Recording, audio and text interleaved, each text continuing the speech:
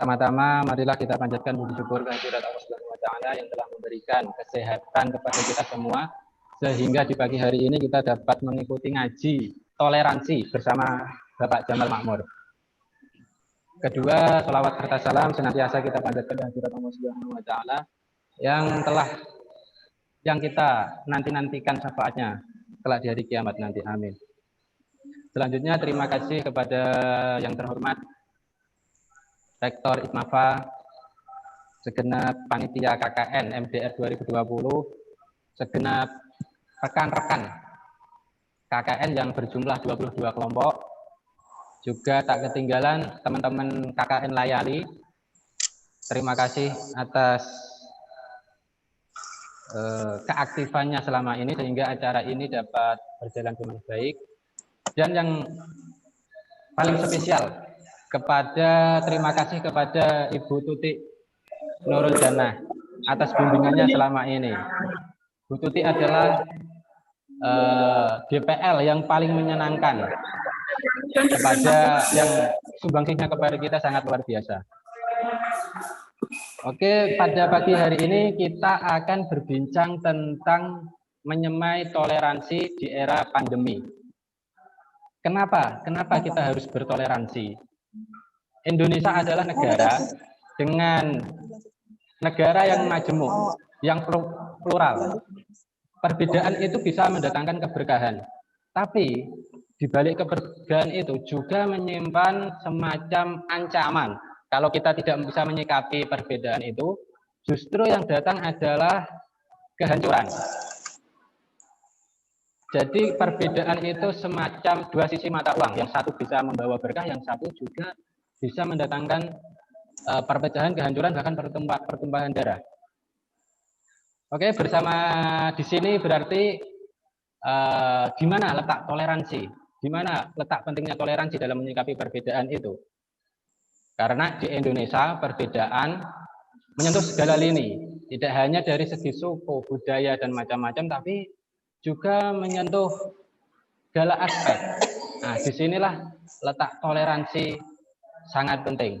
Bersama kami telah hadir Bapak Jamal Makmur selaku pembicara, selaku pemberi ilmu di kita di pagi hari ini. Sebelumnya Bapak Jamal ini adalah pewaris keilmuan NU ya. Beliau mewarisi tradisi menulis, tradisi membaca kitab. Nah, ini adalah tradisi khas dari NU dan Bapak Jamal memiliki itu. Nah, oke, kepada Bapak Jamal selaku pembicara pada pagi hari ini, waktu dan tempat saya persilahkan sepenuhnya.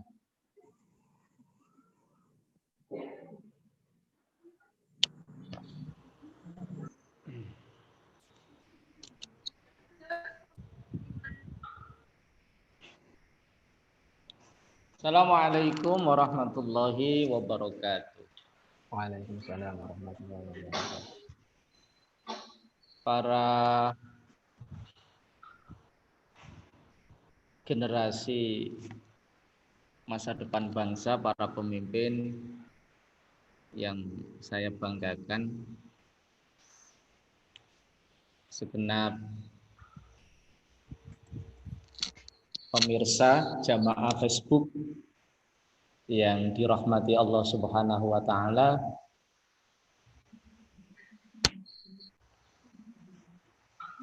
Ini adalah forum talkshow mahasiswa, sehingga diharapkan dari forum ini ada interaksi, ada tanya jawab, ada sharing gagasan. Kita bersama, tidak monolog, tidak satu arah, tapi ada interaksi sehingga publik ini tercerahkan. Saya harap setelah saya menyampaikan beberapa poin pemikiran, nanti calon-calon bupati ini, calon-calon gubernur, calon-calon presiden, menteri, amin, ini nanti bisa ada feedback ya, dari Anda semua. Pertama yang ingin saya sampaikan, misi utama agama kita, agama Islam adalah rahmatan lil alamin. Wa ma arsalnaka illa rahmatan lil alamin. Dan tidak kau wahai Muhammad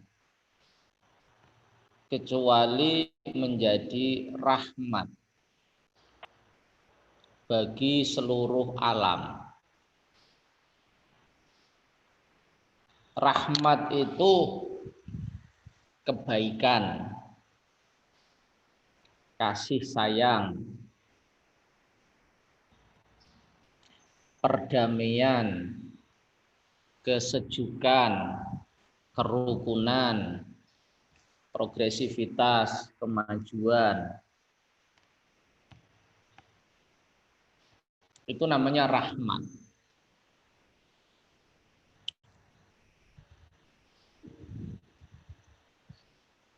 Lawan kata dari rahmat adalah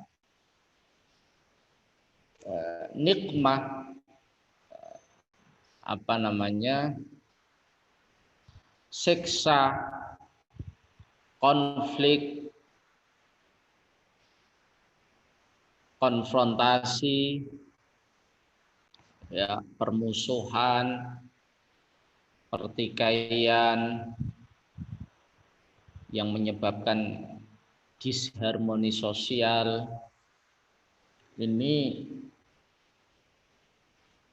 lawan kata dari rahmat. Sehingga seorang ulama besar, Ibnul Qayyim Al-Jauziyah, di dalam kitab I'lamul Muwaqqi'in, ini sering dikutip oleh para ilmuwan, mengatakan bahwa inna syari'ata asas mabnaha wa asasuha alal adli, bahwa bangunan syariat Islam itu berpijak kepada keadilan, berpijak kepada ar-rahmah, kasih sayang, berpijak kepada kemaslahatan. Sehingga kata-kata Ibnul Qayyim yang sering dikutip adalah setiap sesuatu yang beralih dari keadilan kepada penyimpangan, setiap sesuatu yang keluar dari rahmat ila diddiha, kepada lawan kata dari rahmat, setiap sesuatu yang keluar dari maslahah menuju kerusakan, falaisat bisyari'ah, tidak diakui bagian dari syariah. Jadi rahmat, kasih sayang itu bagian yang fundamental di dalam Islam. Jadi wa ma arsalnaka illa rahmatan lil alamin.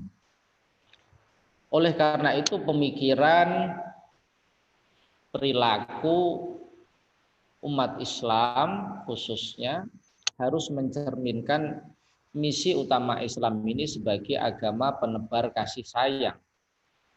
Tidak hanya kepada umat Islam, tidak hanya kepada umat manusia lintas agama, tetapi bahkan kepada seluruh makhluk Allah yang ada di muka bumi ini, kepada hewan, kepada tumbuh-tumbuhan, kepada lautan, air, semuanya. Itu harus mencerminkan pemikiran dan perilaku kita ini harus menebarkan kasih sayang, kerahmatan bagi seluruh makhluk Allah, apalagi kepada manusia. Salah satu kitab yang populer di pesantren itu namanya Al-Mawa'id Al-Usfuriyah. Di dalam kitab Al-Mawa'id Al-Usfuriyah itu ada teks hadis yang sangat populer, yaitu Ar-Rahimuna Yarhamuhumur Rahman. Orang-orang yang membawa menebar kasih sayang itu disayangi oleh Allah yang maha kasih sayang. Ar-Rahimuna Yarhamuhumur Rahman. Orang-orang yang menebar kasih sayang itu akan dicintai, disayangi oleh Ar-Rahman. Ar-Rahman ablaghu minar rahim. Ar-Rahman ini kasih sayang Allah yang lintas batas. Tidak hanya bagi muslim tapi non muslim, semua makhluk Allah ini Ar-Rahman. Oleh karena itu Nabi kemudian memerintahkan kita, irhamu man fil ardi yarhamukum man fis sama. Sayangilah, tebarkan kasih sayang, perjuangkan kasih sayang kepada semua yang ada di muka bumi. Man ini memang secara bahasa lil akil ya, bagi manusia, orang yang punya akal, tapi juga bisa bermakna semuanya. Kalau kita menyayangi semuanya, man ini termasuk lafadz am. Am itu umum. Umum itu yashmalu afrodal insan, baik itu muslim, non muslim. Kalau kita mampu menyayangi semuanya, man fil ardi, orang yang ada di muka bumi ini, yarhamukum man fis sama, maka kita akan disayangi makhluk-makhluk Allah yang ada di langit, para malaikat dan lain-lain. Di dalam kitab Usfuriyah ini yang biasa dikaji di pesantren, dicontohkan Sayyidina Umar radhiyallahu anhu ketika jalan-jalan di kota Madinah melakukan survei ya kepada rakyatnya, kemudian dia menemukan ada anak kecil yang bermain dengan burung merpati yang usfur, manuk mret cara wong Jawa. Ada burung dibuat mainan, kemudian dibeli oleh Sayyidina Umar dan dibebaskan supaya burung itu kembali kepada fitrahnya. Kemudian Sayyidina Umar wafat dan sebagian ulama bermimpi ketemu dengan Sayyidina Umar. Bimadza fa'alallahu bik, apa yang Allah perlakukan pada kamu? Oh, Allah menyayangiku, Allah mengampuni dosa-dosaku, Allah memberikan anugerah yang luar biasa. Kemudian para ulama ini bertanya, dengan apa Allah merahmati kamu? Bi adlika, apakah dengan keadilanmu? Bi ilmika. Ternyata jawaban Sayyidina Umar sederhana, karena saya pernah membebaskan burung yang dibuat mainan anak-anak. Fabidzalika rahimallahu bi, karena saya menyayangi makhluk Allah yang namanya burung itu, Allah mengasihi saya di alam barzah, di alam kubur ini. Ini contoh bahwa hadis irhamu man fil ardi yarhamukum man fis sama ini tidak hanya terbatas kepada manusia, tetapi juga semua makhluk Allah. Burung, ikan, pepohonan, dan semua makhluk, apalagi manusia. Oleh karena itu di dalam Al-Quran Allah berfirman, wa ahsin kama ahsanallahu ilaika, berbuat baiklah kamu sebagaimana Allah berbuat baik. Berbuat baiklah kamu kepada orang lain, manusia, kama ahsanallahu ilaika, sebagaimana Allah berbuat baik kepada kamu. Allah berbuat baik kepada manusia itu tidak memandang agamanya, tidak memandang status sosialnya, tidak memandang keyakinannya, tidak memandang apapun, tapi dipandang bahwa dia adalah manusia. Oleh karena itu, yang namanya pendidikan adalah humanisasi, usaha untuk memanusiakan manusia. Pemimpin agung kita, Nabi Muhammad SAW, adalah figur yang luar biasa bagi kita, sebagai inspirasi bagi kita menebarkan kasih sayang.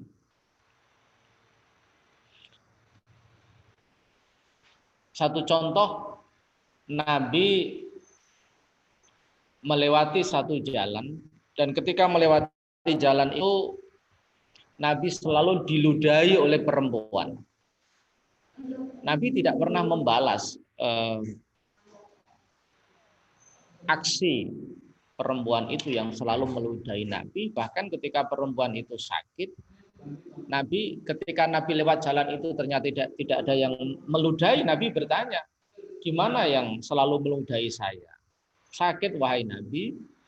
Kemudian Nabi mengunjungi perempuan itu, bahwa awaluman zaroha, Nabi adalah orang yang pertama mengunjungi, membesuk perempuan yang sakit itu. Dan Nabi memang lihai ya, Nabi membawakan makanan kesukaan perempuan itu. Nabi membesuk perempuan itu, kemudian mendoakan. Tentu perempuan itu shock, terkejut. Ada orang yang selalu saya ludahi, kok dia yang pertama kali membesuk saya. Dan biiznillah, dengan doa Nabi, perempuan itu sembuh langsung saja. Artinya perempuan yang meludahi Nabi itu non-Muslim, bukan orang Islam, orang yang tidak meyakini, bahkan memusuhi Nabi. Biiznillah, orang itu masuk Islam, membaca syahadat, bersaksi bahwa tiada Tuhan selain Allah dan Nabi Muhammad adalah utusan Allah. Yang kedua, Nabi pernah setiap pagi itu menyuapi perempuan yang buta dan orang Yahudi. Dan ketika disuapi oleh Nabi, dia selalu menjelekkan Nabi. Di hadapan Nabi, dia tidak tahu bahwa orang yang menyuapi orang itu adalah Nabi. Setelah Nabi wafat, tradisi itu atau kebiasaan Nabi itu diteruskan oleh Abu Bakar. Kemudian Abu Bakar bertanya, wahai ibu, siapa sih orang yang selalu menyuapi ibu itu? Itu namanya Muhammad, orang yang selalu ibu jelekan, selalu ibu fitnah, selalu ibu membunuh orang itu. Akhirnya ibu itu sadar dan Allah memberikan hidayah. Jadi ini contoh bagaimana moralitas yang agung yang ditunjukkan oleh Islam, baik dari aspek doktrin ajarannya maupun pada aspek perilaku. Satu yang saya sampaikan tadi adalah rahmat. Islam adalah agama yang menebarkan kasih sayang. Kasih sayang tidak terbatas kepada Muslim, tapi seluruh umat manusia. Sehingga Kiai Haji Ahmad Mustafa Bisri itu pernah mendefinisikan seorang ulama itu al-alim huwa alladzi yanzurul ummah bi ainir rahmah. Seorang ulama, orang alim itu orang yang memandang manusia, umat ini dengan pandangan kasih sayang. Jadi rahmat, kasih sayang adalah doktrin ajaran yang fundamental di dalam Islam, yang harus mewarnai pemikiran Islam, yang harus ditampakkan dalam perilaku keseharian. Karena rahmat itu adalah misi utama kerasulan Nabi kita Muhammad Sallallahu Alaihi Wasallam. Dan rahmat ini yang menggerakkan Nabi untuk membebaskan perbudakan, yang memberdayakan kaum miskin papa, yang merekatkan hubungan antar suku yang pada masa Nabi terjadi konflik yang tidak berkesudahan antara Bani Nadir, Bani Khadraj, khususnya di Madinah. Jadi ini berangkat dari wa ma arsalnaka illa rahmatan lil alamin. Para jamaah Facebookia yang berbahagia, saat ini banyak perilaku umat Islam yang bertentangan dengan prinsip kasih sayang di dalam Islam yang ditekankan oleh Al-Quran, yang ditekankan oleh baginda Nabi besar Muhammad Shallallahu Alaihi Wasallam, yang diteladankan oleh baginda Nabi besar Muhammad Shallallahu Alaihi Wasallam. Apa salah satu buktinya? Meningkatnya tensi intoleransi. Intoleransi itu adalah pemikiran dan perilaku yang tidak punya tenggang rasa, yang tidak menghormati orang lain. Dia merasa dirinya paling benar, dia merasa dirinya paling otoritatif, sehingga dia bisa menghakimi orang lain, bahkan dia bisa menghalalkan darah orang lain. Tentu ini perilaku yang sangat jauh dari ajaran Islam dan tuntunan baginda Nabi besar Muhammad Shallallahu Alaihi Wasallam. Ada survei yang menarik ya, saya bacakan dari Lembaga Survei Indonesia, LSI, tahun 2018. Dalam bidang politik, ada 59% responden Muslim yang keberatan dipimpin oleh non-Muslim. Satu. Dalam bidang sosial, ada 46% responden yang menolak keberadaan tempat ibadah non-Muslim di lingkungan tempat tinggalnya. Kemudian ada 34% responden Muslim keberatan bertetangga dengan penganut agama non-Muslim. Jadi rata-rata riset dari Lembaga Survei Indonesia itu,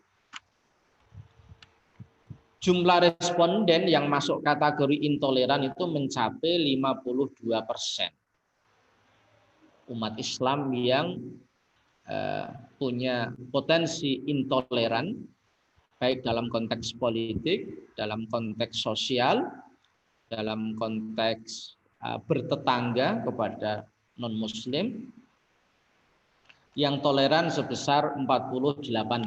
Artinya angka 52% ini kan berarti di atas 50%. Mereka tidak menampakkan toleransi, tapi sebaliknya menampakkan intoleransi. Ini survei dari LSI, Lembaga Survei Indonesia, pada tahun 2018. Kalau kita misalnya melihat media cetak atau elektronik ya, atau media sosial, kita akan melihat aksi-aksi intoleran yang berkembang di Indonesia. Mungkin dalam konteks politik, kasus Ahok itu sangat kuat ya, resonansinya atau gemanya di Indonesia, diskriminasi kepemimpinan Muslim dan non Muslim dalam konteks Ahok misalnya. Dalam konteks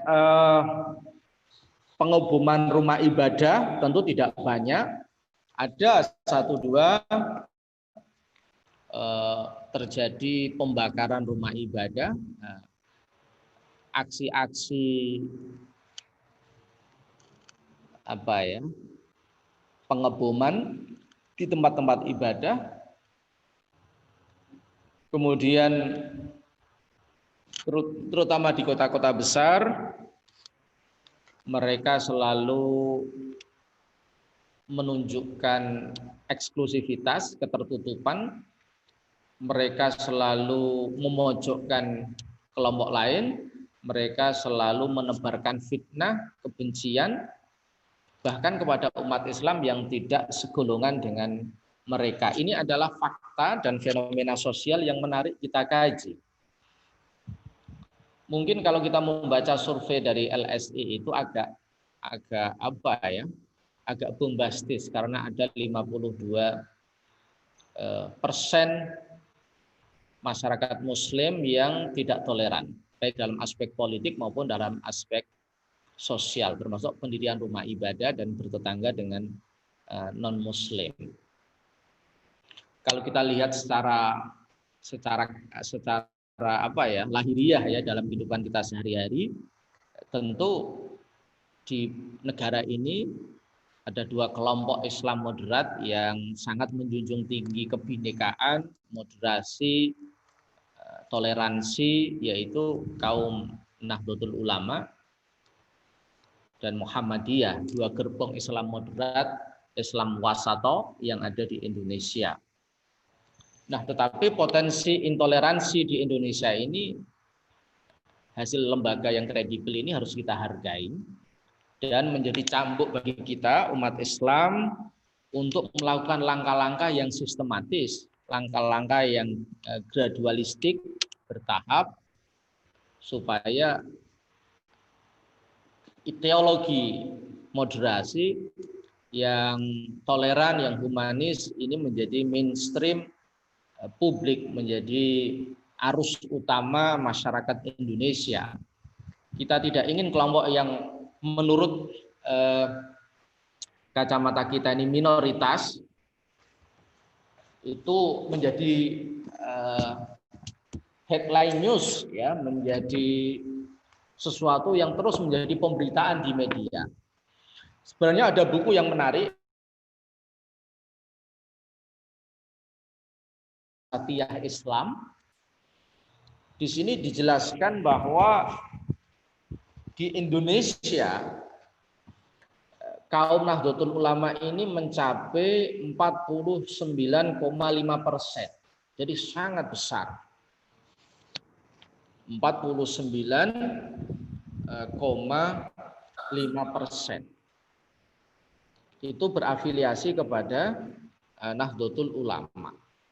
Yang berafiliasi kepada Muhammadiyah 4,3%. Terus ormas lain itu 1,3%, 0,7%, 0,4%. Artinya kita Nahdlatul Ulama dan Muhammadiyah itu organisasi Islam terbesar tidak hanya di Indonesia tapi dunia. Khusus untuk Nahdlatul Ulama ini mencapai 49,5%. Dari penduduk Muslim di Indonesia 87,8%. Jadi kita ini dalam bahasa hadisnya as-sawadul a'zam, umat yang mayoritas. Makanya hampir semua umat Islam di dunia ini melihat dua gerbong ini, Nahdlatul Ulama dan Muhammadiyah ini menjadi sebagai manifestasi dari Islam wasatiyah, Islam yang moderat, Islam yang menjunjung tinggi nilai-nilai toleransi, nilai-nilai kebinekaan, nilai-nilai kemanusiaan. Nah, dalam konteks ini maka ada beberapa pekerjaan bagi kita generasi muda untuk mempromosikan toleransi yang ada di Indonesia ini. Yang pertama adalah kita harus banyak mengeksplorasi, mengedukasi publik tentang ajaran-ajaran yang mengedepankan toleransi. Misalnya tadi saya sampaikan tentang ajaran kasih sayang atau ajaran kerahmatan yang menjadi core value di dalam Islam yang diperjuangkan oleh Nabi kita Muhammad SAW. Wabil khusus di Indonesia ini diperjuangkan oleh Wali Songo. Ini harus terus kita perjuangkan. Banyak sekali teks-teks yang bisa kita ambil di dalam Al-Quran atau hadis yang mendorong kita untuk selalu menebarkan kasih sayang, menghargai kebinekaan, menjaga kerukunan. Salah satu teks yang sering dikutip oleh Kiai Haji Abdurrahman Wahid adalah ya ayuhan nas inna khalaqnakum min dzakari wa untha wa ja'alnakum syu'uban wa qabaila lita'arafu. Jadi perbedaan jenis kelamin laki-laki dan perempuan, perbedaan antar bangsa, perbedaan antar suku, ini bukan untuk saling dinafikan, dinegasikan, tetapi lita'arafu, kita saling mengenal, saling belajar, saling memperkaya hazanah keilmuan, hazanah kebudayaan, hazanah kemanusiaan yang sudah dipraktikkan oleh Nabi. Yang kedua, salah satu hadis Nabi yang sangat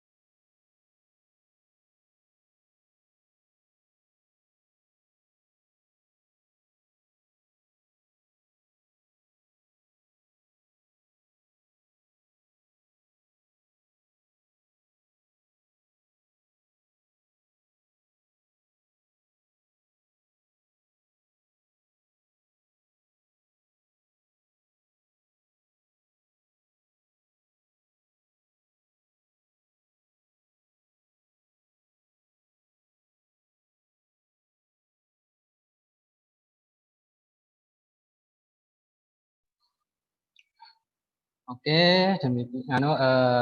Begitu sedikit penjelasan dari Pak Jamal tentang toleransi. Jadi untuk toleransi kita pertama harus mempunyai rasa kasih sayang.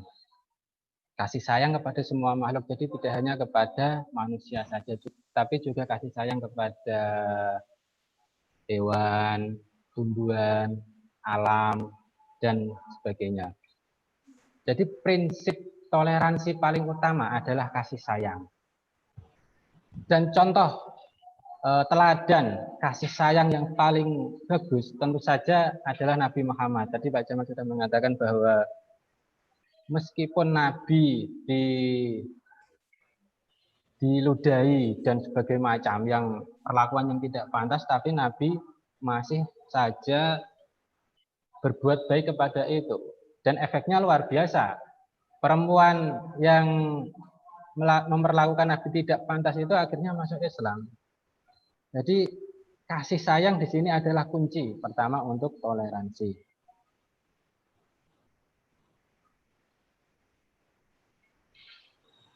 Nah, di Indonesia sendiri ada dua Islam moderat ya, yang mengusung sikap toleransi yang tinggi saat ini. Pertama tentu saja adalah NU dan kedua Muhammadiyah. Nah, dua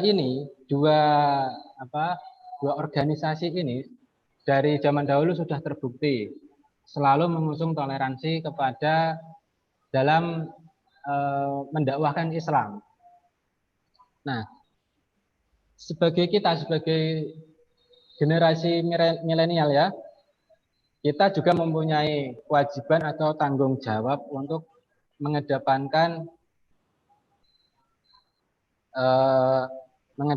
sikap toleransi. Salah satunya adalah selalu mengeksplor toleransi melalui media-media sosial yang kekinian, edukasi tentang kasih sayang. Nah, ini penting untuk dilakukan oleh generasi milenial. Selanjutnya kepada Pak Jamal, apakah ada tambahan dalam penyampaian materinya, Pak? Karena tadi terkendala. Terima kasih. Terima kasih. Yang kedua yang ingin saya sampaikan adalah sejarah bangsa ini. Sejarah bangsa ini adalah bangsa yang betul-betul pluralistik, heterogen, ya, beragam. Dalam konteks kemerdekaan misalnya, kita langsung potong saja dalam konteks kemerdekaan misalnya, kemerdekaan bangsa kita ini tidak hanya kontribusi dari umat Islam. Umat Islam karena mayoritas otomatis punya peran yang besar, tetapi kita sebagai warga negara, baik itu Muslim, baik itu Nasrani, ya, Kristen, Hindu, Buddha, bersama-sama berjuang bagi kemerdekaan bangsa ini. Jadi bangsa ini dibangun oleh seluruh elemen warganya, tidak hanya oleh umat Islam. Kita bersama membangun bangsa ini, kita juga harus bersama-sama merawat dan menjaga bangsa ini, ibarat rumah yang kita bangun bersama, kita rawat, kita jaga bersama, jangan ada yang mengganggu keharmonisan, kerukunan, kerekatan kita bersama. Jadi prinsip kebersamaan ini yang harus kita kedepankan. Ada karya yang luar biasa dari Pondok Pesantren Lirboyo Kediri. Pondok pesantren asal DPL Anda ini, punya Tutik Nurul Jannah. Pondok pesantren yang tak tertandingi, ya, dalam konteks produktivitas karyanya yang luar biasa. Pondok pesantren Lirboyo ini menerbitkan karya fikih kebangsaan. Fikih kebangsaan yang ditelurkan oleh Pondok Lirboyo ini membuat satu kesimpulan bahwa teks-teks kitab fikih yang di situ ada klasifikasi non-muslim menjadi dhimmi, menjadi harbi, menjadi mu'ahad, menjadi musta'man, itu tidak sama dengan konteks negara kita, karena negara kita sejak awal dibangun, dijaga dan dirawat secara bersama-sama. Tidak ada penaklukan Islam di satu wilayah atas nama agama. Kita bersama-sama mengusir Belanda, bersama-sama mengusir Jepang, bersama-sama mengusir penjajah, dan mendirikan negara ini bersama-sama, merawat negara ini bersama-sama. Ini sebuah lompatan cara berpikir yang luar biasa. Sehingga tidak ada warga negara kelas kedua yang dalam istilah fikih dikatakan kafir zimmi, kafir harbi, kafir musta'man, kafir mu'ahad. Karena semua adalah watoniyun, ya. Kita semua adalah warga negara Indonesia yang bersama-sama membangun dan merawat bangsa ini untuk kemajuan dan kedamaian bangsa ini. Yang ketiga, sesuatu yang harus kita ingat dan kita teruskan adalah metode dakwah yang dilakukan oleh Wali Songo dan diteruskan oleh ulama-ulama kita, khususnya ulama-ulama di dalam wadah Jam'iyah Nahdlatul Ulama. Ada satu teks Al-Quran yang luar biasa. Bismillahirrahmanirrahim. Fabima rahmatin minallahi linta lahum. Walau kunta fadhdhan ghalidhal qalbi lang faddu min haulik. Fa'fu anhum wastaghfir lahum wasyawirhum fil amri fa idza azamta fatawakkal 'ala Allah innallaha yuhibbul mutawakkilin. Fabima rahmatin. Tadi kan yang pesan utama yang saya sampaikan adalah rahmat. Karena dengan rahmat kasih sayang Allah Muhammad, kamu bisa fleksibel, luas kepada umat manusia. Kalau kamu keras, kalau kamu kasar dan keras hati, maka orang-orang ini akan lari dari kamu. Maka fa'fu anhum, ampunilah mereka, wastaghfir lahum, maafkan mereka, minta ampun, memohonlah kepada Allah supaya mengampuni dosa mereka, wasyawirhum fil amr, dan ajarlah mereka berdiskusi, bermusyawarah, sharing.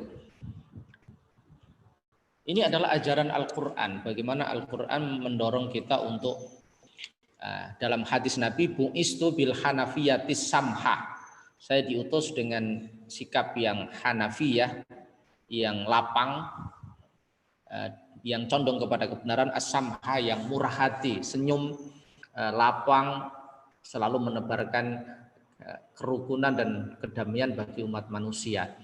Dan terbukti bahwa metode dakwah ala Wali Songo ini itu bukan melemahkan Islam, tetapi justru memperkuat Islam. Sebagaimana Nabi tadi yang begitu menekankan esensi Islam, menyayangi semua manusia, yang justru menjadi magnet bagi orang-orang non-Muslim untuk masuk Islam, tapi dengan tidak cara paksaan, bukan dengan cara intimidasi, teror, tapi dengan kesadaran, dengan dengan pengakuan, oh ternyata Islam itu agama yang luar biasa. Terbukti dengan metode dakwah Wali Songo ini, Islam kemudian menarik hati, menarik simpati, dan mungkin dalam bahasa Al-Quran ya wa ra'aitan nasa yadkhuluna fi dinillahi afwaja. Mereka kemudian masuk Islam berbondong-bondong. Karena Indonesia khususnya Jawa ini dulu adalah mayoritas Hindu dan Buddha. Dengan metode dakwah Wali Songo yang fleksibel, yang bil hikmah wal mau'izatil hasanah, dengan keramahan, bahkan dengan menghargai budaya lokal, ini kemudian wa ra'aitan nasa yadkhuluna fi dinillahi afwaja. Orang-orang berbondong-bondong masuk Islam, sebagaimana dalam surat An-Nasr itu mengisahkan ketika Nabi membebaskan Makkah, idza jaa nasrullahi, itu kemudian orang-orang kafir masuk Islam secara berbondong-bondong. Jadi dakwah yang seperti inilah yang dicintai oleh publik, yang memberikan penyadaran. Kalau Islam didakwahkan dengan cara mengebom tempat ibadah agama lain, dengan cara menteror, dengan cara menghakimi, dengan cara menjelekkan, pasti ditolak oleh orang lain. Oleh karena itu di dalam Al-Quran Allah memberikan warning kepada kita, wala tasubul ladzina yad'una min dunillahi fayasubbullaha adwan bighairi ilm. Jangan kau caci, kau cela orang-orang yang berdoa kepada selain Allah, karena kalau kamu mencela mereka, fayasubbullaha adwan bighairi ilm, mereka akan mencela Allah dengan dasar permusuhan dan tanpa dasar ilmu. Sehingga para ulama membuat satu kaidah dari ayat ini, dar'u maslahatin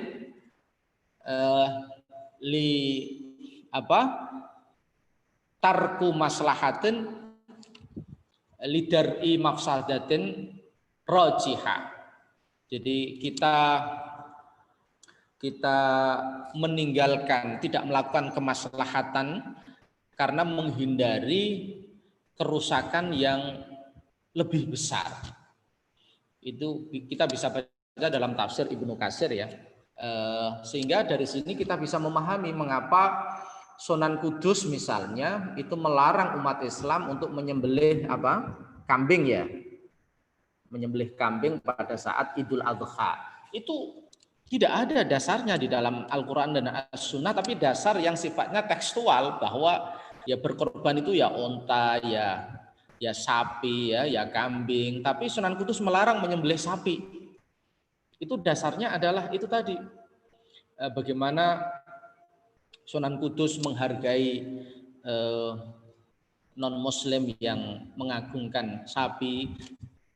Bagaimana Sunan Kudus menghargai kerukunan bersama. Bagaimana Sunan Kudus wa ahsin tadi, berbuat baik kepada orang lain.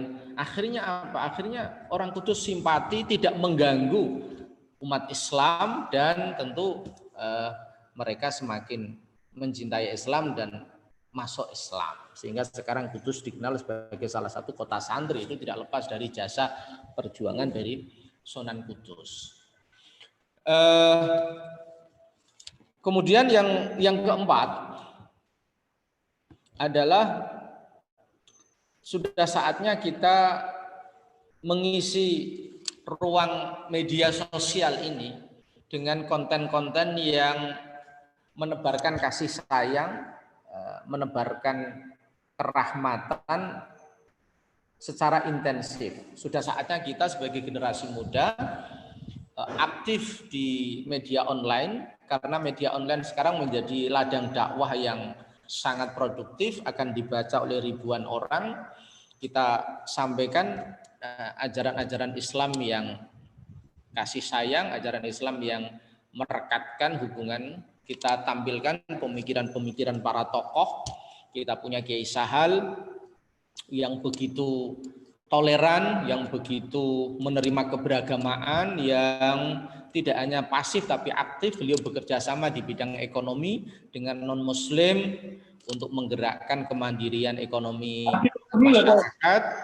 Beliau menampilkan satu sosok satu sosok keramahan, satu sosok ulama yang betul-betul diterima tidak hanya oleh muslim tapi juga non-muslim. Kita juga punya Syekh Maimun Zubair yang sangat terkenal dengan PBNU-nya.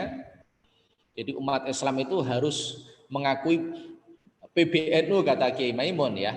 Pancasila, Bhinneka Tunggal Ika, Negara Kesatuan Republik Indonesia, dan Undang-Undang Dasar 1945. Ini adalah pemikiran khas kiai kita yang karena kedalaman ilmunya, kearifannya memandang masyarakat, kemudian mengeluarkan pemikiran-pemikiran yang genuine, pemikiran yang betul-betul orientasinya adalah kemaslahatan hakiki atau kemaslahatan substansial. Kemudian yang terakhir dalam konteks membumikan toleransi di Indonesia ini adalah kita tentu harus selain bekerja sama dengan negara ketika ada kasus-kasus intoleransi, radikalisme, fundamentalisme, tapi kita juga harus memperkuat ukhuwah Islamiyah.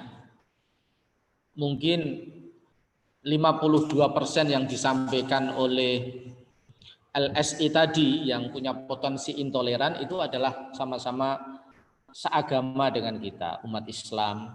Maka jangan musuhi mereka menurut saya, tapi dekati mereka dengan model gaya ulama muda yang sangat fenomenal sekarang ini, yaitu Kiai Haji Bahauddin Nur Salim.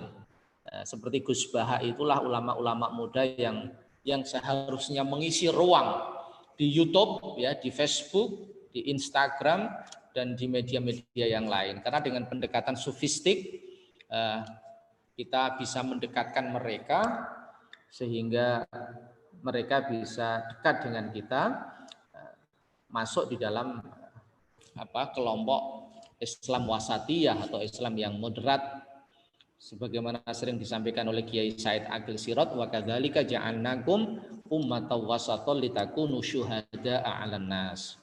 Kita memang diperintahkan Allah untuk menjadi umat yang moderat, umat yang toleran. Justru dengan moderat, dengan toleran itulah kita akan dicintai oleh sesama umat Islam dan non-muslim. Dengan toleransi, dengan moderasi itulah justru kita akan menjadi magnet yang luar biasa sehingga Islam ini dicintai oleh umat manusia. Kita harus ada pada satu kesimpulan bahwa kalau persoalan hidayah itu murni otoritas Allah. Innaka la tahdi man ahbabta walakinallaha yahdi may yasha. Engkau Muhammad, kata Allah, tidak bisa memberikan hidayah orang yang kamu sukai. Jadi walakinallaha yahdi may yasha. Hanya Allah yang bisa memberikan hidayah kepada orang yang Allah kehendaki. Allah membimbing Nabi kita bahwa persoalan hidayah itu adalah hak prerogatif Allah, sehingga yang penting bagi kita adalah menampilkan the best performance, penampilan terbaik Islam yang menampilkan kasih sayang, kerahmatan. Dalam bahasa Gusmus itu begini loh ya, ini mungkin belum makom kita. Dengan melihat wajah seseorang itu hatinya sudah sejuk. Semua persoalan itu sudah selesai. Itulah Nabi kita Muhammad. Dengan memandang wajah Kanjeng Nabi itu hati damai. Bahkan persoalan bisa itu kalau punya kekuatan spiritual, dengan memandang wajahnya Kiai Sahal misalkan, itu hati menjadi damai. Persoalan yang yang berkecamuk menjadi hilang. Dengan memandang wajah Kiai Maimun Zubair misalnya, itu ada kesejukan, ada kedamaian. Jadi ulama-ulama kita ini mewarisi Nabi kita. Wajahnya itu sudah menampilkan damaian, kesejukan, apalagi dawuh-dawuhnya, statement pernyataan-pernyataannya, apalagi perilakunya, itu semua mengarah kepada satu fokus, wa ma arsalnaka illa rahmatil lil alamin. Rahmat itu ya membawa kasih sayang, membawa kesejukan, kedamaian hati, tidak mangkelke, tidak menyakitkan, tidak nyebelke bahasa kita ya, tidak menebarkan kebencian, konflik, hasutan dan lain-lain. Saya kira Mas moderator.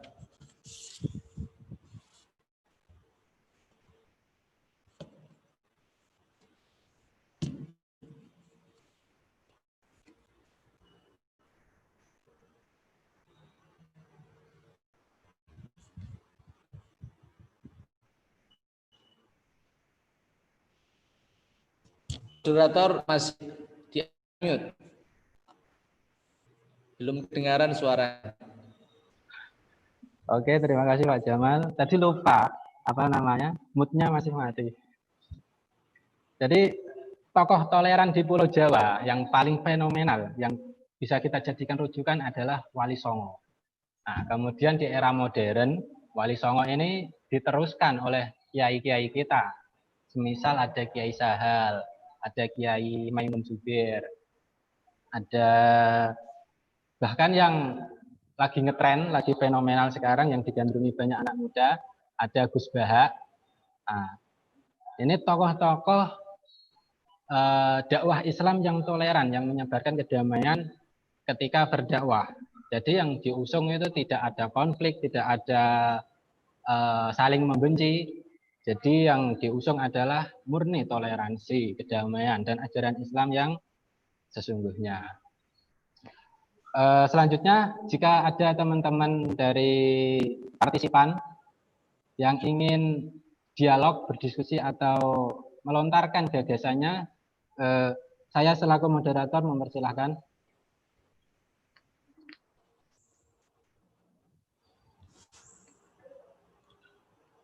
Jika ada pertanyaan partisipan, monggo kita diskusikan.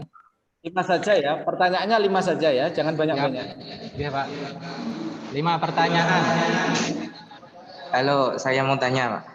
Ini perkenalkan namanya dulu. Oh, Irfan. Kenal. Baik, terima kasih. Nama saya Muhammad Irfan Ma'arif.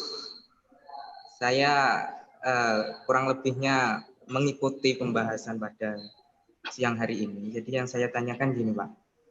Kita kan umat Islam. Di masa pandemi ini dalam beribadah kan apa itu namanya tetap mengikuti protokol kesehatan.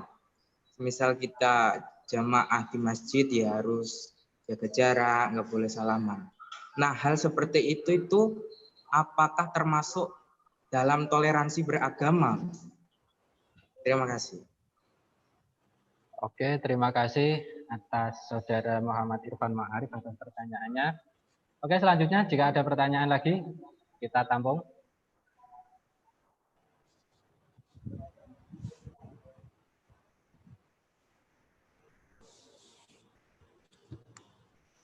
Oke, sambil menunggu pertanyaan dari teman-teman, saya ulangi lagi pertanyaan dari Muhammad Irfan Ma'arif.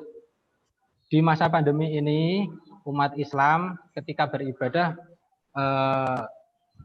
melakukan protokol kesehatan, semisal pakai masker, cuci tangan, dan sebagainya. Nah, pertanyaannya, apakah tindakan yang dilakukan umat Islam itu termasuk toleransi? Kepada Bapak Jamal, saya persilahkan untuk menanggapi. Terima kasih, menarik sekali ini ya. Jadi umat Islam Indonesia itu kan apa ya, ada bermacam-macam ya. Stratifikasinya kan bermacam-macam. Ada ulama, ada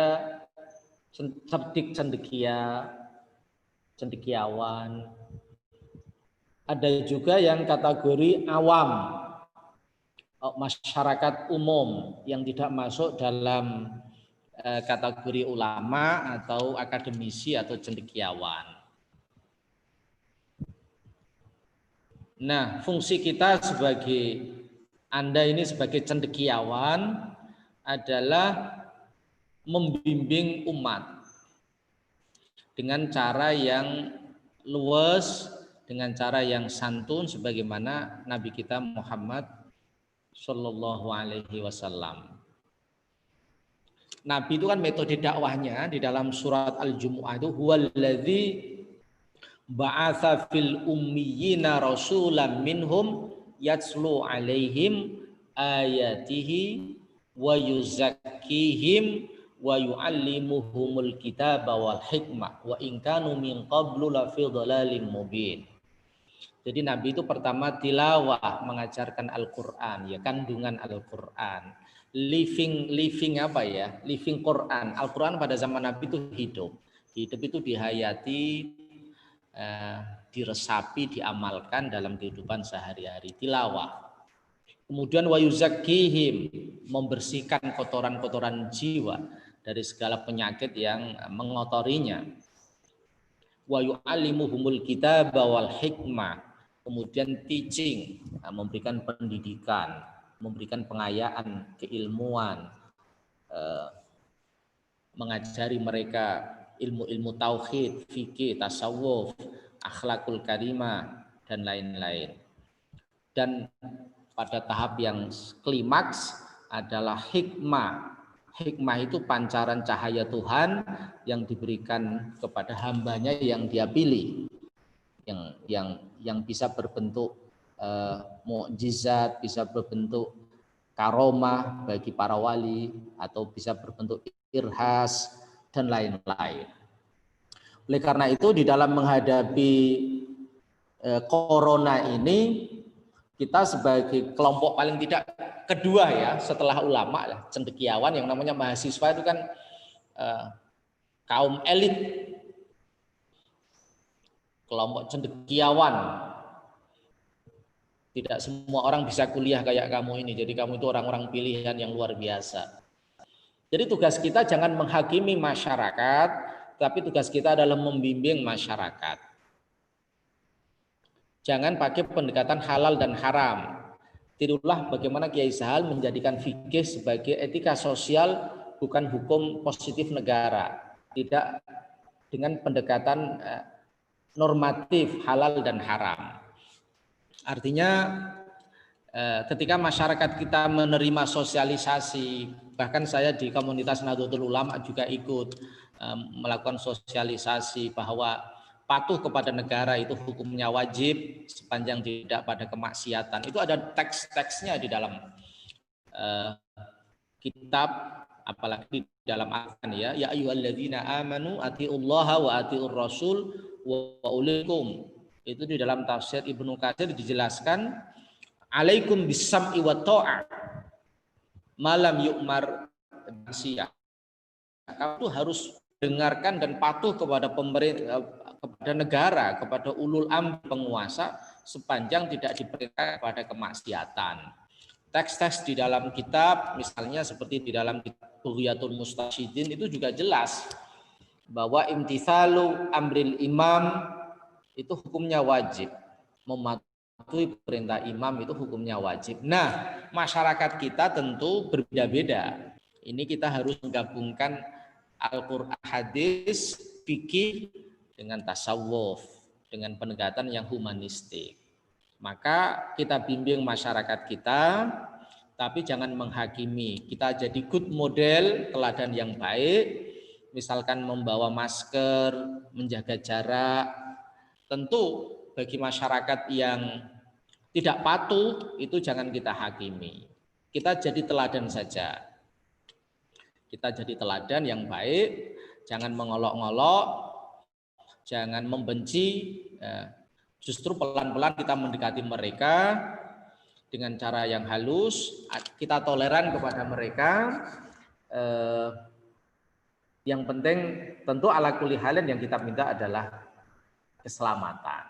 Saya ya mengalami ya, karena saya di kampung juga bersama-sama dengan masyarakat ini, jadi mereka jenuh itu dengan situasi seperti ini. Mereka ingin seperti semula, jamaah ya rapat softnya, ya salaman, ya tidak usah pakai masker. Ya itu memang masyarakat kita. Kita menjadi contoh saja sudah luar biasa. Menjadi contoh yang baik dengan berdoa semoga vaksin virus corona ini cepat ditemukan dan kita bangsa Indonesia bisa segera pulih seperti. Jadi jangan sampai corona ini menjadi momentum perpecahan umat, tidak boleh. Karena ittihadul ummah itu sesuatu yang sifatnya prinsip. Ya, tidak boleh. Itu namanya menyalahi toleransi.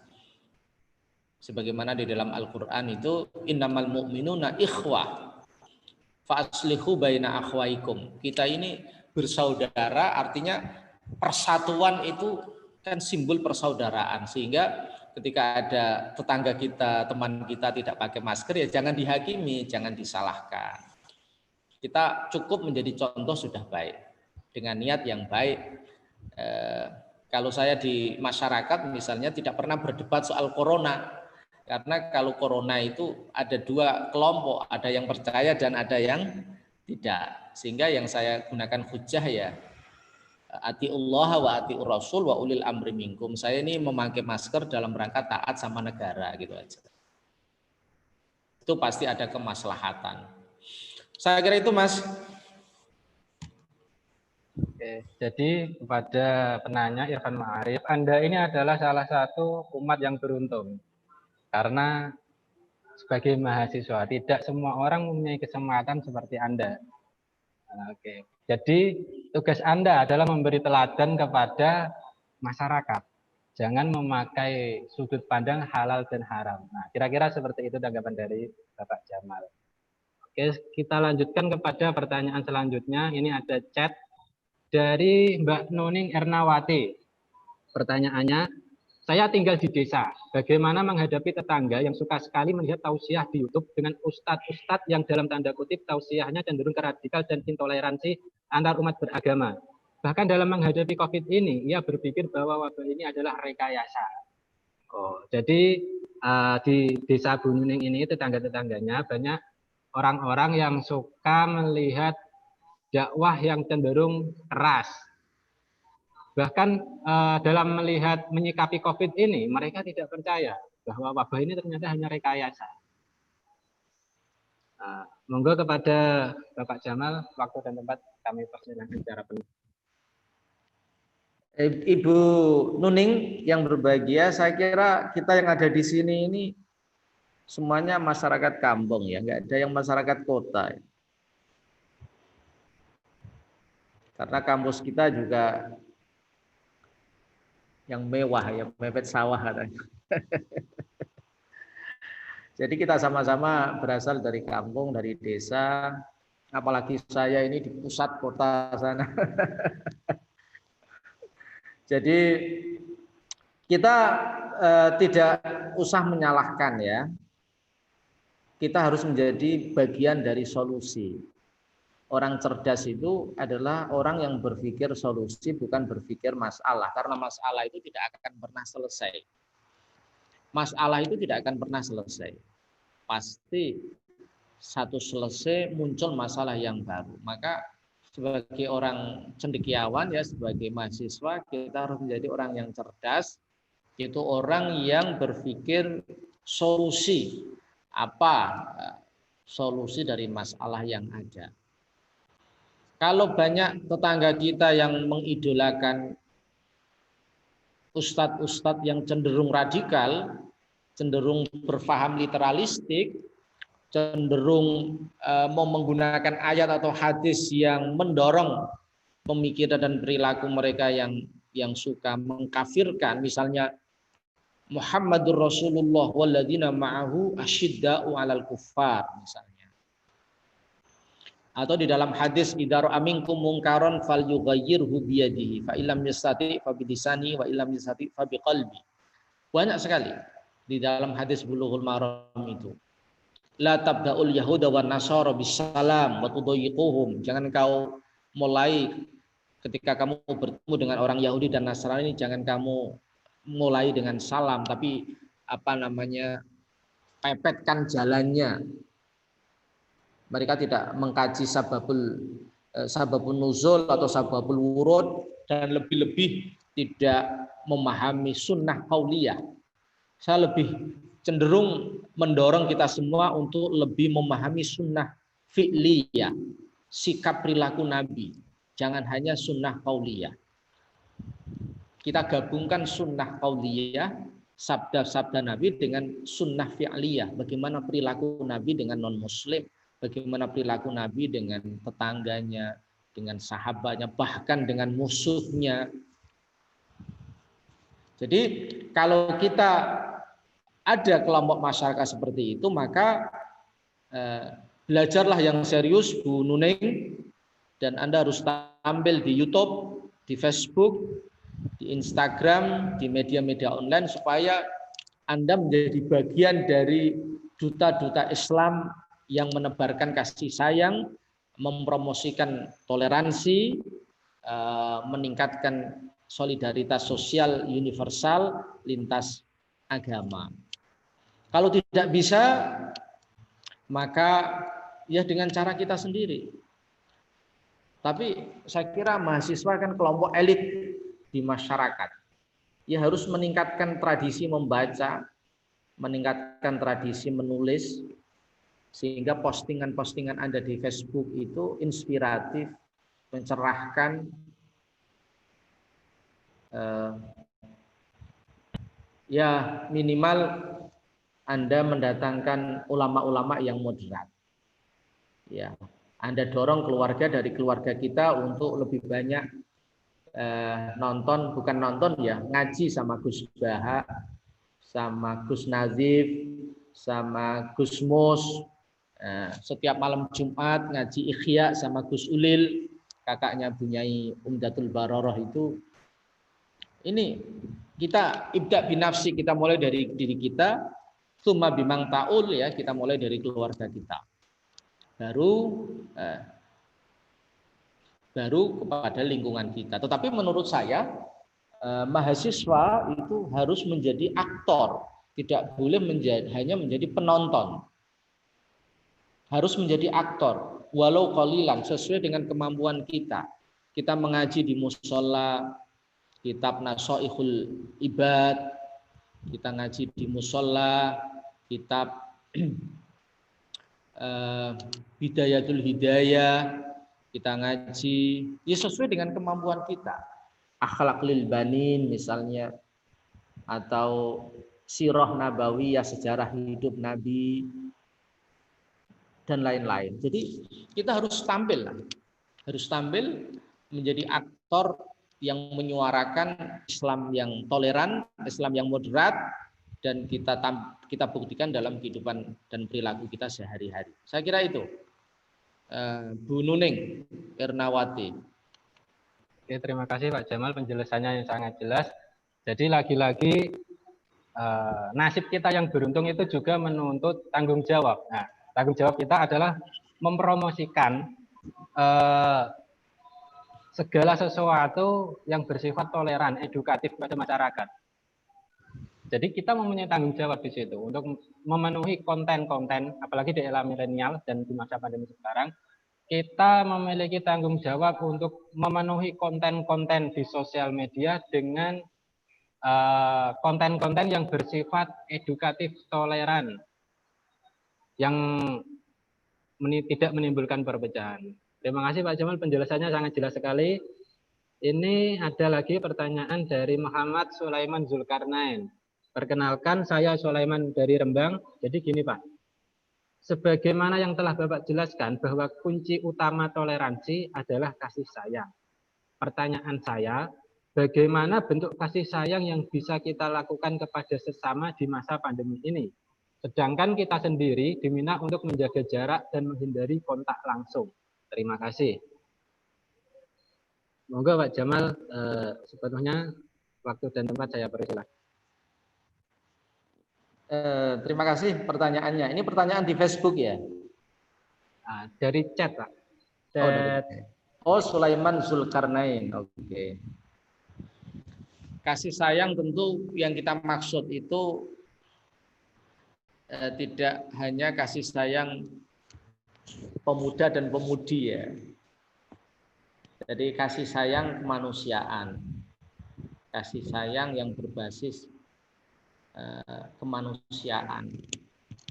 Dan itulah salah satu inti ajaran Islam. Lah, Mas Sulaiman Zulkarnain, orang tuh kalau cinta dan kasih itu kan butuh pengorbanan. Ya kan? Butuh perhatian. Butuh perjuangan. Kalau kita mengasihi orang lain, maka tirulah Sayyidah Khadijah Al-Kubra itu, istrinya Nabi. Semua harta bendanya itu digunakan untuk membantu perjuangan Nabi. Perjuangan Nabi dalam arti menebarkan kasih sayang. Saya merekomendasikan kepada jamaah Facebook ini untuk menonton film kelahiran Nabi. Nanti akan kelihatan bahwa pengikut-pengikut Nabi itu mayoritas adalah al-mustadha'afin, orang-orang yang lemah dan tertindas. Contohnya ya para budak. Dan memang sejarah Nabi seperti itu, Nabi Musa, Nabi Isa, Nabi Sulaiman. Pasti ada kezaliman, ada penindasan kemanusiaan. Nabi tidak tega, orang dicambuki, orang dijual, orang diperlakukan secara tidak manusiawi. Tapi karena mayoritas pengikut Nabi di Mekah ya, itu orang-orang yang secara ekonomi dan secara sosial politik itu grassroots di bawah, maka dengan seenaknya para punggawa orang-orang kafir Mekah ini melakukan penindasan atau melakukan embargo ekonomi. Ini kata Gus Baha, orang-orang kafir Mekah ini mengembargo ekonomi pengikut Nabi itu selama 3 tahun. Coba bayangkan, orang butuh makan, butuh minum, tapi diembargo, orang tidak boleh berdagang dengan orang Muslim di Mekah. Tidak boleh orang Muslim di Mekah menjajakan dagangannya saat musim haji dan semuanya diembargo. Disitulah tampil Sayyidah Khadijah menjadi penyelamat orang-orang Islam dengan kekayaannya yang menurut Gus Baha itu 1/4 kekayaan Makkah itu ada di tangan Sayyidah Khadijah sampai habis itu kekayaannya. Maksudnya apa? Maksudnya kalau kita meniru dan melanjutkan spirit kemanusiaan yang ditunjukkan oleh Sayyidah Khadijatul Kubra, maka kita menebarkan kasih sayang ini sesuai dengan kemampuan kita. Misalnya Mas Sulaiman Zulkarnain ini di rumah sedang ada sisa nasi dan lauk pauk. Ya mungkin hanya 1 piring, berikan kepada tetangga yang tidak punya. Mungkin punya uang sisa 5.000, 10.000, kasihkan sama tetangga yang membutuhkan. Jadi berbuat baik itu jangan nunggu kaya. Berbuat baik itu sekarang. Semampunya. Kita mampu 1.000 ya kita kasih 1.000. Dan coba sekarang begini, yang paling mudah. Coba buktikan ketika Anda sholat Jum'ah, masukkan di kotak amal itu uang 10.000.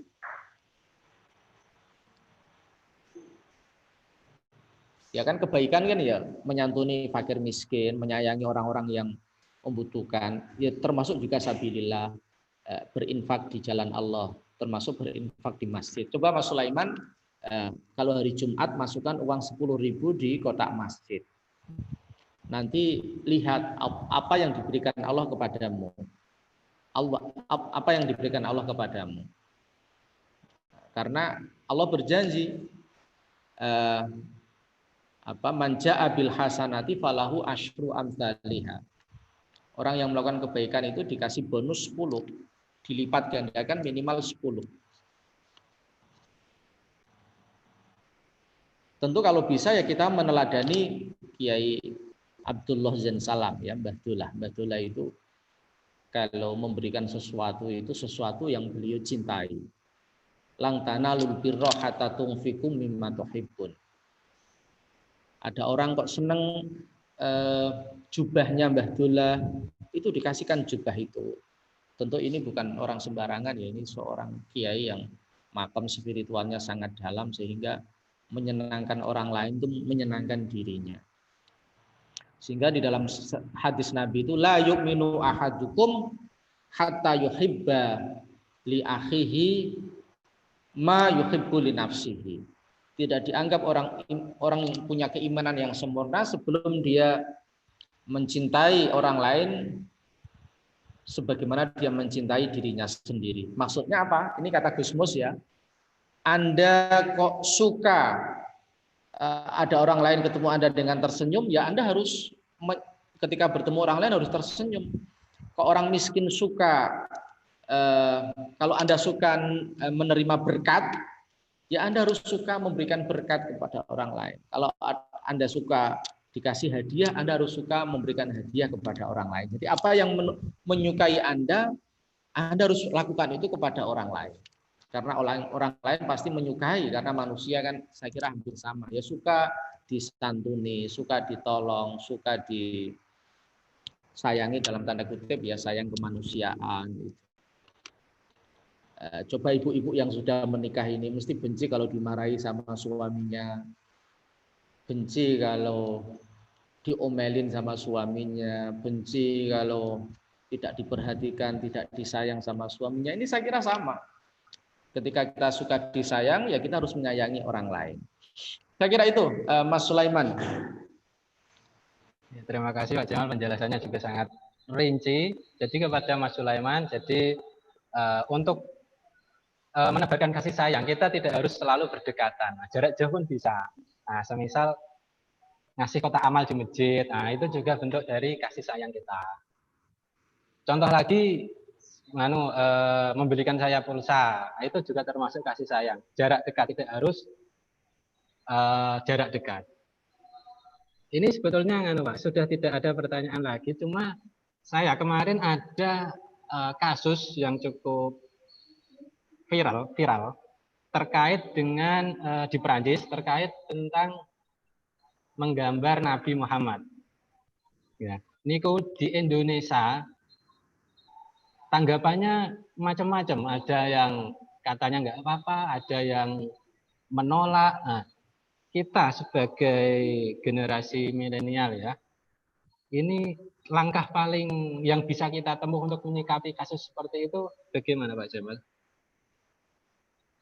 Terima kasih. Terima kasih. Ini menjadi isu dunia ya. Kasus ini. Menurut saya cara yang terbaik adalah ittiba'us sunnah, mengikuti sunnah Nabi.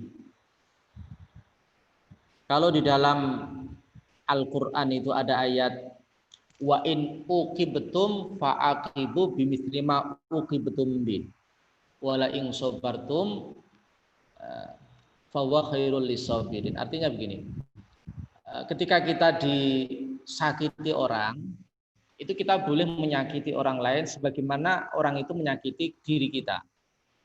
Itu di dalam hukum fikih boleh. Anda ditempeleng orang, Anda boleh menempeleng orang itu.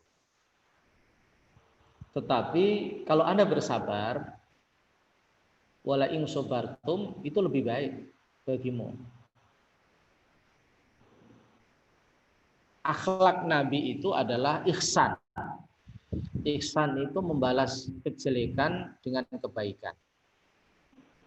Itu ittiba'us sunnah. Kalau kita mengikuti cara dakwah Nabi, maka balaslah kejelekan itu dengan kebaikan. Kebaikan yang dimaksud adalah mendoakan orang itu supaya mendapat hidayah, semoga bertobat, jangan tebarkan fitnah, jangan tebarkan permusuhan itu. Dan kita yakin bahwa Allah itu juga punya sunnatullah ya. Artinya begini, dalam konteks teologis, keyakinan agama kita, kebesaran Nabi kita Muhammad itu dijaga oleh Allah. Karena kalau kita baca di dalam kitab namanya Haqaiqul Akhbar ya, saya dulu mengaji sama kiai saya, Kiai Abdul Kamal Pasujan, bahwa sebelum Allah menciptakan semua yang ada ini, sudah Allah ciptakan Nur Muhammad, cahaya Kanjeng Nabi. Jadi jangan khawatir, Nabi kita ini kebesarannya dijaga oleh Allah.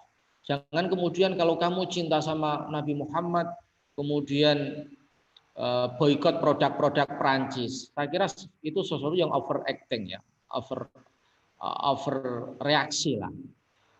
Kalau kita mengikuti sunnah Nabi ya kita balas kejelekan dengan kebaikan. Caranya apa? Kita doakan supaya orang yang melakukan perbuatan itu diberikan hidayah oleh Allah, diberikan petunjuk oleh Allah, insaf.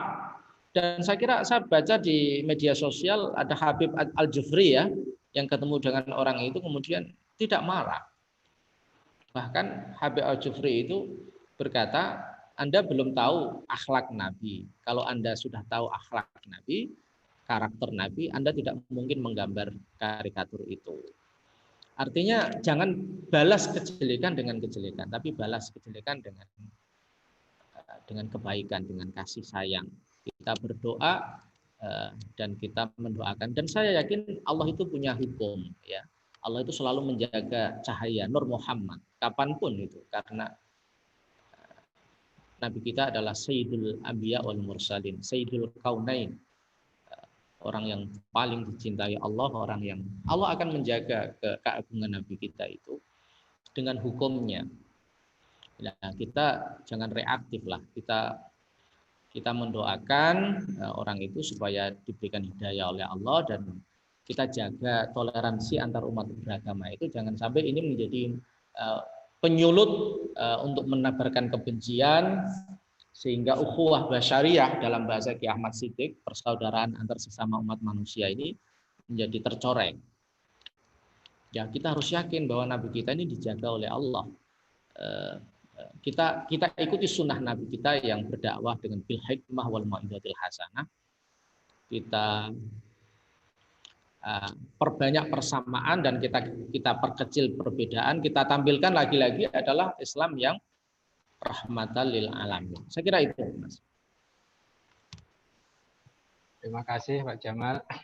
Ini sebetulnya sudah 5 pertanyaan, tapi ini ada 1 pertanyaan lagi. Gimana Pak Jamal? Mau dijawab? Boleh. Ini pertanyaan terakhir ya untuk teman-teman semua. Perkenalkan, nama saya Naila dari Palosan. Bagaimana dengan sikap kita yang orang Islam ketika ada tetangga yang meninggal karena COVID, yang dimana kita menjadi khawatir untuk takziah. Nah, jadi Mbak Naila ini tetangganya aja yang meninggal karena COVID, mau takziah khawatir. Nah, ini gimana ini Pak Jamal?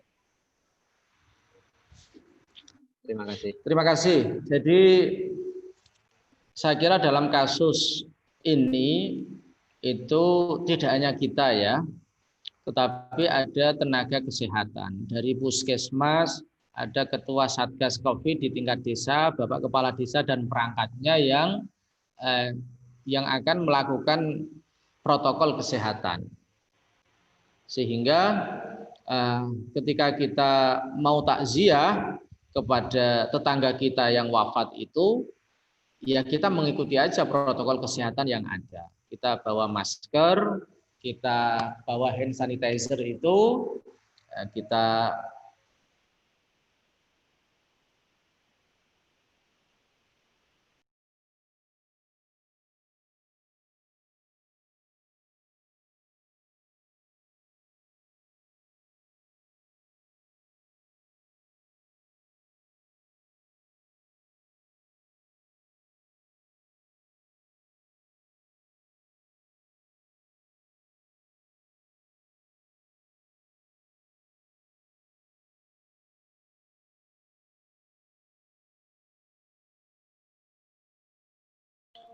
menambah semangat ya, menambah doa gitu. Dengan tetap menjaga protokol kesehatan. Saya kira itulah moderasi Islam. Kita tidak ekstrim, tidak berada di rumah, tetapi kita tetap sesuai dengan anjuran dari pemerintah, puskesmas, kepala desa. Saya kira itu. Saya kira artinya kita itu berada di tengah. Di tengah itu maksudnya ya kita memperhatikan protokol kesehatan. Yang kedua, kita juga menjaga persaudaraan atau hubungan antar tetangga. Saya kira itu. Terima kasih Pak Jamal. Terima kasih Pak Jamal atas materinya yang sangat bermanfaat bagi kita semua. Dari mulai jam 10 kita sudah membahas tentang toleransi yang dikupas dari berbagai sudut, terutama dari segi keislaman. Dan kita kontekskan dengan pandemi di masa sekarang, sehingga sangat pas dengan tema kita, yaitu menyemai toleransi di masa pandemi. Saya punya kutipan yang menarik dari Kiai Haji Abdurrahman Wahid. Semakin tinggi ilmu seseorang, maka semakin besar rasa toleransinya. Oke, dari Gus Dur. Terima kasih Pak Jamal atas waktunya. Kurang lebihnya saya sebagai moderator mohon maaf yang sebesar-besarnya kepada Pak Jamal, kepada teman-teman. Sekian dari saya. Assalamualaikum warahmatullahi wabarakatuh. Waalaikumsalam warahmatullahi wabarakatuh.